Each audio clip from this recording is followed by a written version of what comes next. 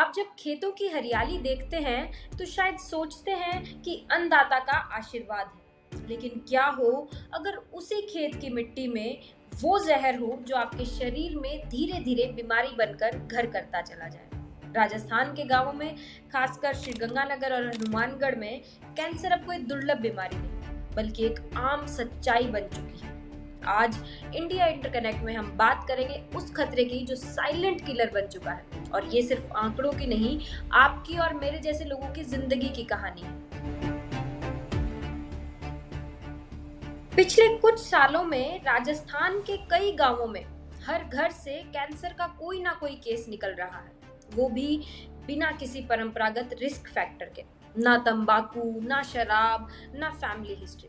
हनुमानगढ़, श्रीगंगानगर जैसे जिलों में हालत ये है कि कई गांवों में 10 से 12 लोग एक साथ कैंसर ट्रीटमेंट पर हैं। एनएफएचएस और कई स्वतंत्र स्वास्थ्य रिपोर्ट के मुताबिक राजस्थान में हर साल 25,000 से ज्यादा नए कैंसर केस दर्ज हो रहे हैं। ये आंकड़े नहीं है, साफ साफ अलार्म है।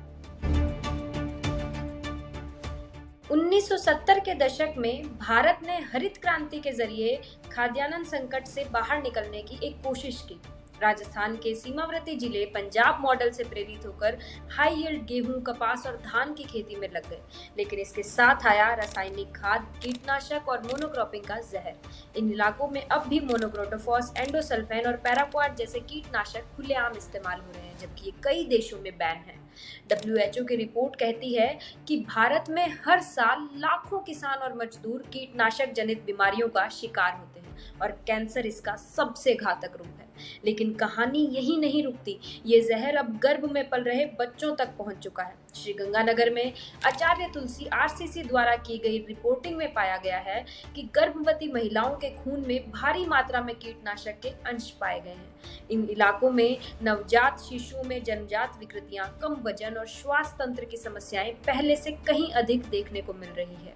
कुछ शोध के अनुसार लगातार जहरीले रसायनों के संपर्क में आए बच्चों की अभिवृद्धि की रफ्तार धीमी हो रही है और प्रतिरक्षा तंत्र कमजोर पड़ रहा है। एक माँ की कोख अगर जहर से भरी हवा और पानी के बीच पल रही हो तो सवाल सिर्फ कैंसर का नहीं, पूरी पीढ़ी की तबाही का है।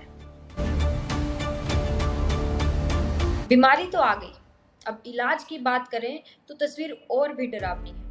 राजस्थान के लोगों के लिए सबसे बड़ा कैंसर इलाज केंद्र है आचार्य तुलसी RCC बीकानेर, लेकिन वहां की स्थिति ये है कि कैंसर स्क्रीनिंग के लिए ही 3 से 5 महीने की वेटिंग है।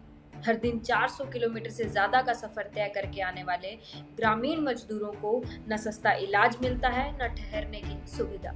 एक ग्रामीण मजदूर को अपनी मां के इलाज के लिए 1 दिन की अस्पताल लाइन में खड़े रहने के बदले में 3 दिन की मजदूरी गंवानी पड़ती है।